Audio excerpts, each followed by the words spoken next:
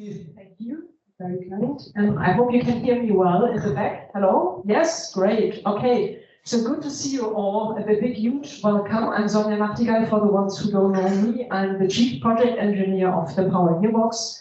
A very big and special thank you as well to the members of the Royal Aeronautical Society. So thanks for joining. Thanks for letting me present in front of you. And then in front of course, then for the whole group. So it's very good to have you here. For the next 30 to 40 minutes, I'm guiding you through now why we are using a power gearbox on an engine. So why do we take additional weight and technical complexity with us? Then how could a gearbox look like?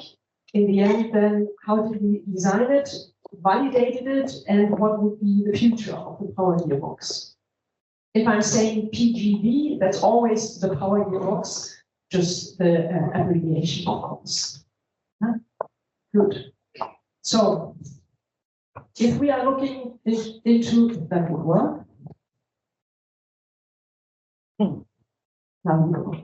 If we are looking into the environmental trend in aviation from the ICAO report 2022, we can see here the global revenue passengers kilometers for 24, and then of course extrapolated and as well assumed with a certain forecast. That means if we are now considering 24, we have 10 trillion RPKs. Yeah, genau. What is that? So if you now assume our Earth, we have 40,000 kilometers in circumference. We take a big aircraft, 500 people. Then to make that fulfill, we would fly 500,000 times around the world with these 500 people. Yeah? So this is how much we will fly in 24. That's quite a lot. Then, of course, 2.5 times more in 2050. From the same report, and I'm always pointing down here, yeah, so there you could always then track where I got the information from. The links are stored on the presentation itself. So taking that into account, then we would now need to look at the CO2 which we would generate during that flying hours. And this number here would then include, in addition to the passengers, as well cargo and business aviation. So that means in 24, we think we are generating 60 million tons in CO2. That's quite a lot. Yeah, so if you assume a football stadium of 300,000 square meters, that would be 1,000 football stadiums full of CO2, which we are going to generate, just with flying. On the chart itself, you see already that blue bar. So that blue bar is now already considering that we improve via technology the CO2 which we are generating. So like 300 million tons, that's as well a huge number. And of course, it would be beneficial to stay here on that neutral line that is at the moment, of course, under review how to do that. Yeah, but how would we then at least reduce the 300 million? So if we are considering a normal two-shaft engine, I think all of you are already aware of that. Yeah, I just wrote that down again. So thrust is basically generated by the mass flow from the bypass duct, heavily impacted there by the mass flow, a little bit by the velocity delta in the core, so compressor, burner, and as well turbine, then by a little bit of flow, but the most thing are then, of course, generated by the heat and the velocity delta. How we could now improve the cycle and to reduce SFC and reduce fuel burn, we would add now a PGV, so we would add here at the front, we could do that somewhere else too, but here at the front we have a little bit of space left, so that's why naturally it would fit in there. We would use that now to basically take speed and torque from the LPT, then with one gear and one gear ratio only, as we are not having like 3 or 4, we are not able like in the car to change gears, yeah, so it would be only one. So we are getting the speed and torque into the LPT, then reduce the speed, let's say by a fourth, so only a quarter of the speed is then going into the fan, so the fan can rotate very slowly. So with that, we either could increase the fan diameter and increase the bypass ratio and put more flow through the bypass and gain with that thrust, or we could keep the fan diameter where it is and increase the efficiency of the fan. The same for the LP turbine. So there, due to the higher speed, the delta H to U squared is increasing, efficiency is improving, so that means the LPT as well would get better, so heavily that we even could reduce one stage of the LPT.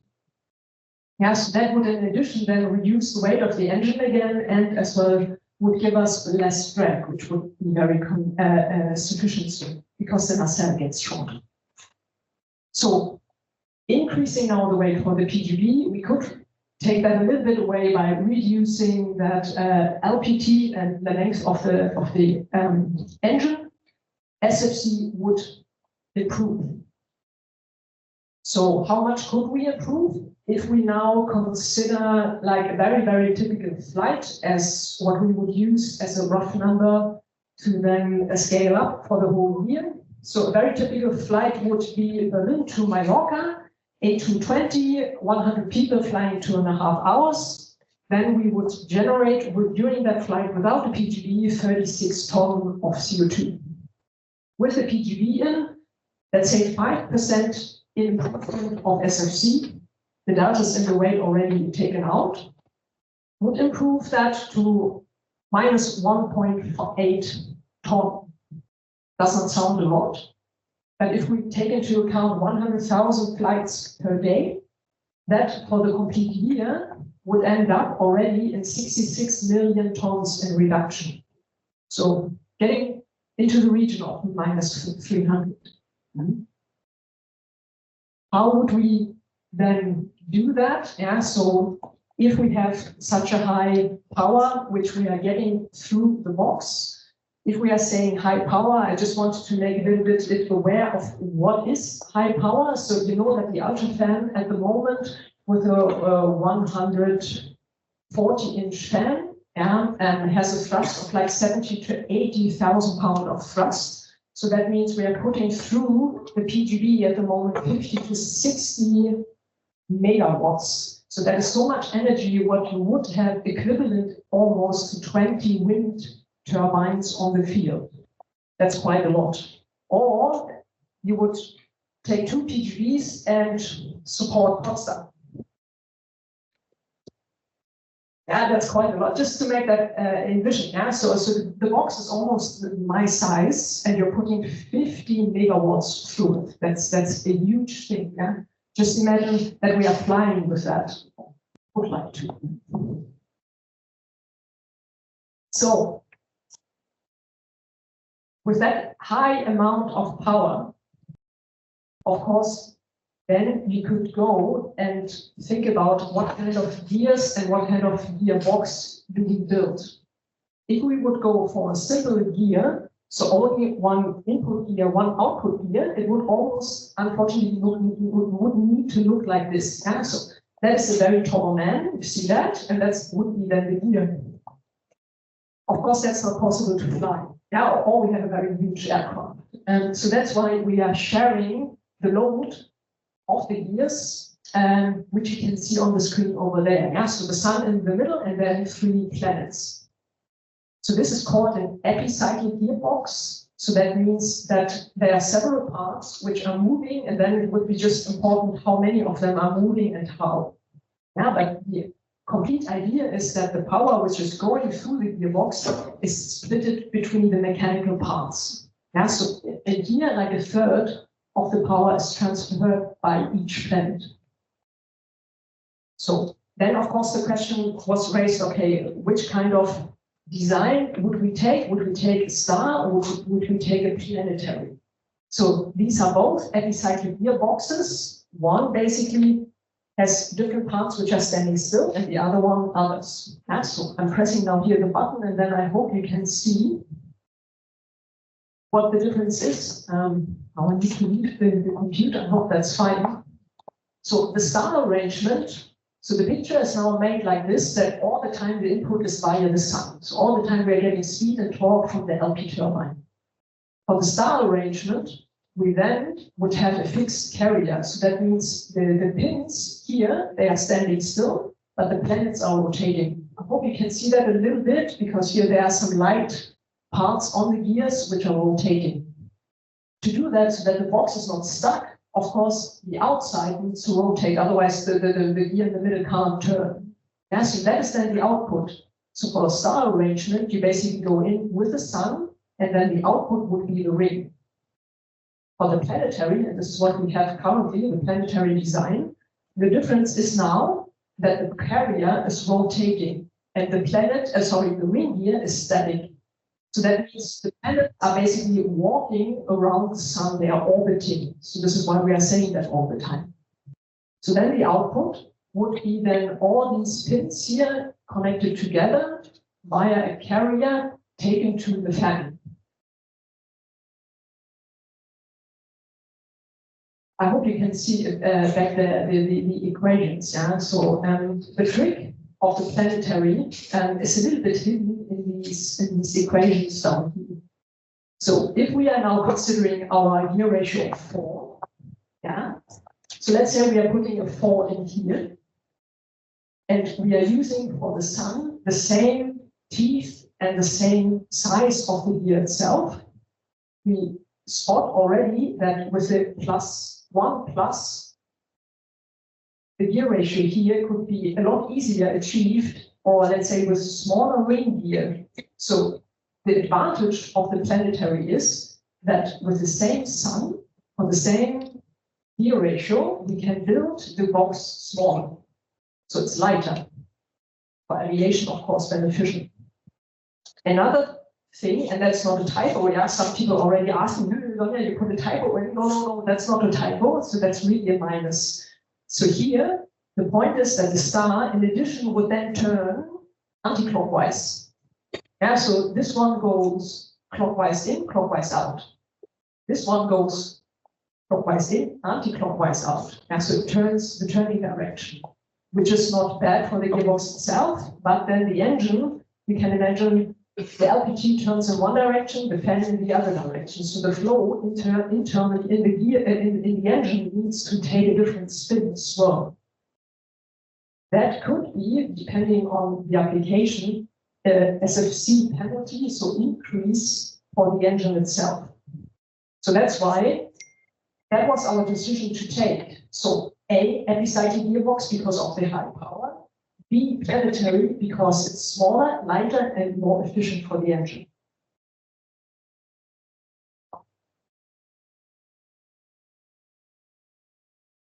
So now we are having a look how that looks like now in the UltraFan. So that is from the internet page itself. Yeah, so you please go and have a look as well. So we have the LP turbine here at the back. Internally, there will be then a shaft which is going through here into our power gearbox in the middle. You see the planets. We have 5 of them rotating and orbiting around the sun with a double helical arrangement. So not spur gears, so not single spurs, so it would be double helical. So then you basically can see as well the carrier from one side, so because the pins need to locate it on both sides. And then from the other side, here, the pins are then mounted to the carrier and then giving speed and torque to the fan.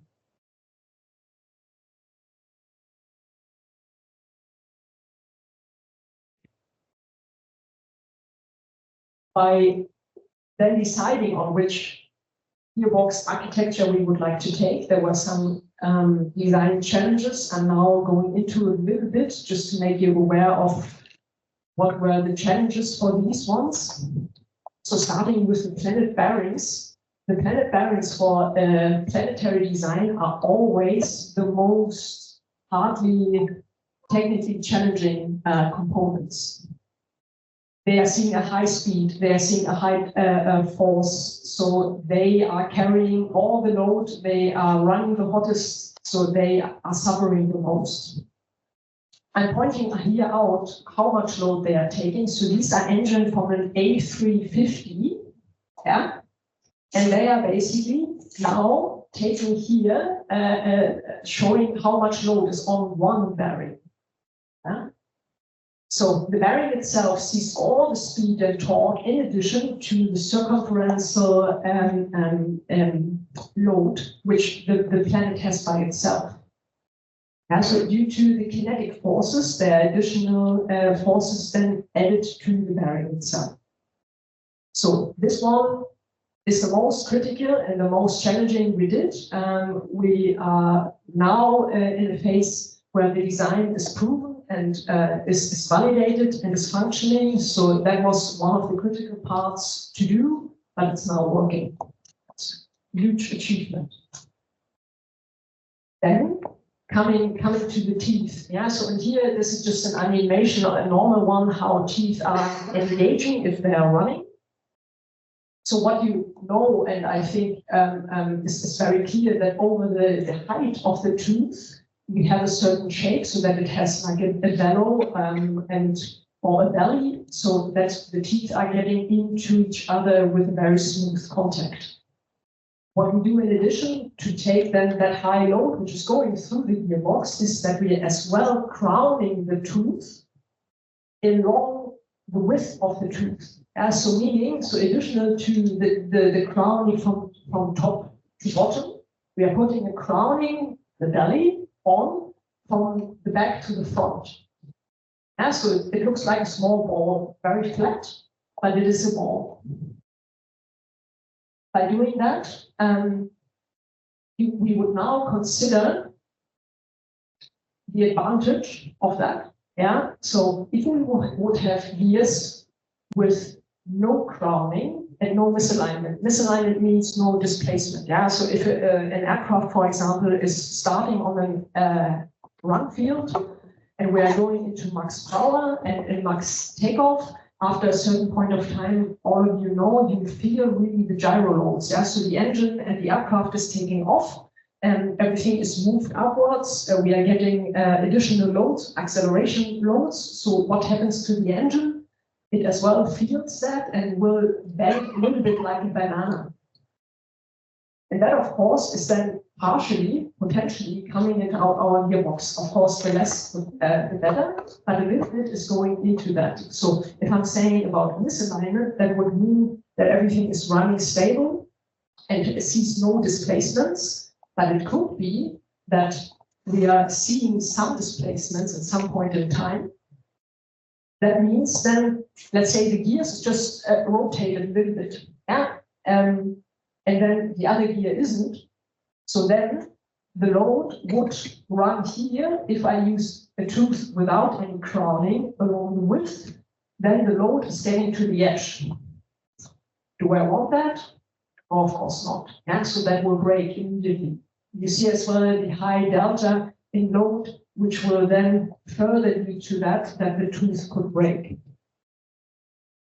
If I put now crowning on, what we do is that for nominal condition with no misalignment, we increase a little bit the load, fine, yeah. But the advantage is then for the misalignment, which could happen, we are then still keeping the high loaded area in the middle of the tooth. So it will not break. Yes, the load is increasing in addition, but not as high as without crowning, but the key point is here that it will stay in the middle. To find there as well a sweet spot of how much misalignment do we get in the gear train, where's the load sitting, how should the tooth look like, what should be the crowning. So that was as well a little bit of a journey to find that out. So talking about misalignments, displacements, so that could be as well something which could be an issue for the gearbox. So if you as well imagine you are in the landing phase, the aircraft goes down and sees a touchdown, bam, the thrust reverser comes on, going into full thrust. The engine is still vibrating a little bit. Then, of course, it would be not possible that our gears are then stuck and could not move anymore. So that's why we did a huge amount of work to understand where are vibrations coming from, where are displacements coming from, where do they go to, how could we then resolve them, how much impact would that have? Could the teeth still survive that? What is about the planet bearings? So we did component tests, static tests, rig tests. So that was as well and is a big thing to consider. And you can imagine that you then always need to find a very good balance between stiffness and flexibility. So if I put something in, which is like a rubber, that is of course helpful because then the load's not getting through somewhere, but then it will hold nothing if it's just a rubber. So that's why that is as well a very huge achievement that we had many models and worked on them, found or generated more and more test data, and now have a very good understanding how the gearbox could vibrate or see any vibrations. So, talking a lot about testing. So, you know that we have here in the back a huge test facility with the Power Gearbox attitude and as well Power rig itself. So that is now just a picture, part of the Power rig. Yeah, so behind that gray thing, the PGB is sitting. Unfortunately, I couldn't put a huge picture on it because that's as well IP driven, but you could imagine that the whole facility, if we are putting through 60 megawatts, we would shut down Dahlewitz if we do that. So we were not able or not permitted to do that. So that's why we have there a closed loop design. So that means there's basically a circuit where we are putting speed in and accelerating that via different gearboxes, put step by step behind it, and then putting the same speed back into the circle. So that means the only thing which we need then further to increase are efficiencies which we are losing somewhere with the bearings. The load, the torque, we are mimicking via basically putting some kind of load or twisting into the whole chain so that we are mimicking the high power which is going through it. The facility has the advantage that we could run speed only, torque only, so we could increase step by step each of them. That would be, of course, not possible in the engine, but that gave us a huge opportunity to find out how much efficiency would we lose or increase due to speed or just due to torque. In addition, of course, we can run here different oil temperatures, like from room temperature up to 120 degrees C.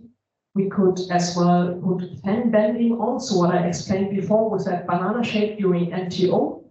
So that is as well able to be tested here during the high power conditions, which is very, very beneficial. So we don't need to experience that during flight test, we already tested it here. In addition to that, we have the attitude rig, and the attitude rig is basically just a pure speed test. It's just for oil tests to show where's the oil scavenged, where does the oil go to, and this basically under condition when the aircraft maybe is looking like this or looking like that. Yeah, so we are able to bring on in the attitude testing basically pitch and roll, yeah, both of them. So yaw is not required because that has not really an impact on the PGB, but these two parameters and then as well both together.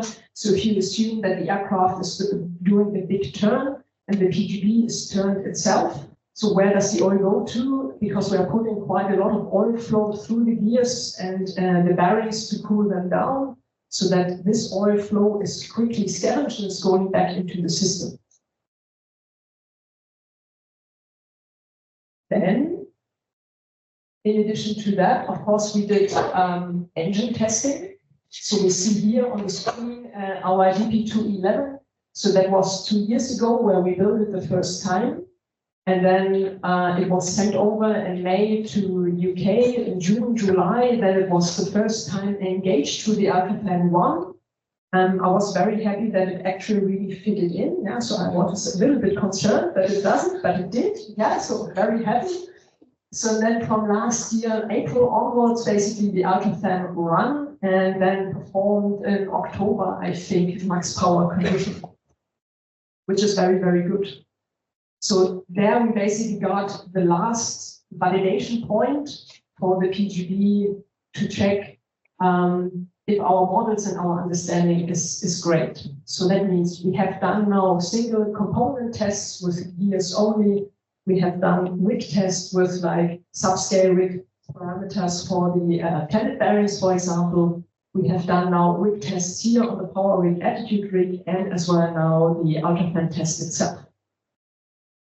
With that, we have now for all of our models and the design criteria a tick in the box. So we know now our thermal model and validated it. We know now our oil system model. So where's the oil going to? How hot would it be? Where does it scavenge? How much efficiency do we have in the PGB? So all of that is now known and validated. The same, of course, for the design criteria I've shown before. So it was very important for us to understand how much load is going through the teeth and how much are they loaded. Could we make the teeth smaller or bigger or as big as we have seen here a few slides ago? So no, they can stay as they are. So that is very good to know. The bearings as well from the planets. There we are now very happy that we know that they work, what the life could be of them. So that is a very good thing and a confirmation point as well for the web models, so whole so vibration models. So that is amazing that we did now that complete closed loop, and I'm very happy that even, of course, now in the engine tests, everything is performing as we had it on a rig, because sometimes it's like that, and you heard that probably, that sometimes you test a single component or subsystem somewhere, and then you put it in the engine, and it does not really work as you tested it on the rig. But here we have really the case that it was running as we did it and had it on the rig. So there we are very happy that we confirm all of that in the same manner. So that means as well during UltraFan testing, the gearbox looked fantastic. So the measurements were great. The bonus scoping now looks good. I just got a message this morning that the box is completely now out, and we will now align on what we do further with the box. So reuse it or send it back or whatever. So that's not clear yet. So then I have another nice thing for you.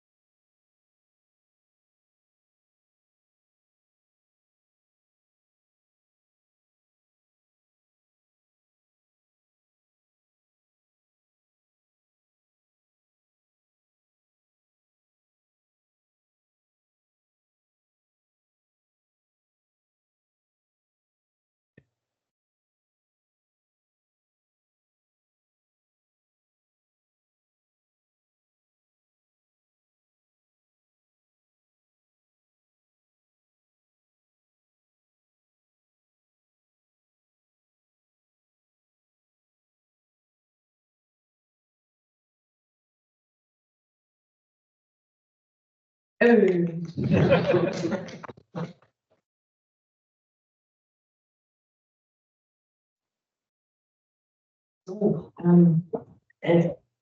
one or two things in addition. What is maybe not clear to, or has not been or come through, one very, very special thing which we did and which is quite challenging, and which not everybody can do in the world. And we managed now to do that together with Liebherr. Yeah, so Liebherr Aerospace has a huge history of manufacturing gears. Yeah, so what I mean is that this family from scratch had the idea to improve gearboxes. Yeah, so they thought, that gearbox, that is not working properly, I need a stronger one. Then this family basically designed new machines, how to then improve the gears themselves. And they now, with a joint venture called ATT, so you see that here at the top, basically helped us to do that for us too. Yeah, so they did that in the past for like cranes and helicopters, and they helped us now basically with a huge gearbox because the gears are significantly larger than what they did before, or what they are using at the moment in aerospace, not for other design or industry areas. Yeah.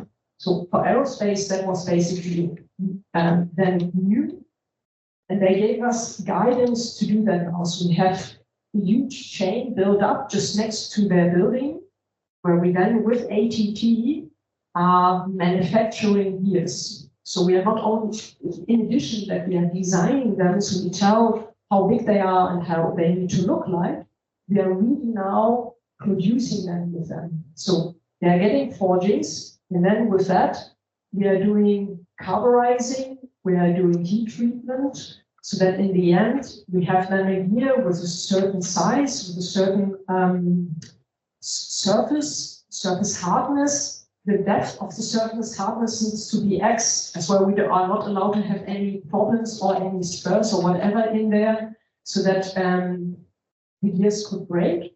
So that was something as well very challenging. That took us like now 7 years to get to the point where we say, okay, that is the hardness we need. This is the quality we need.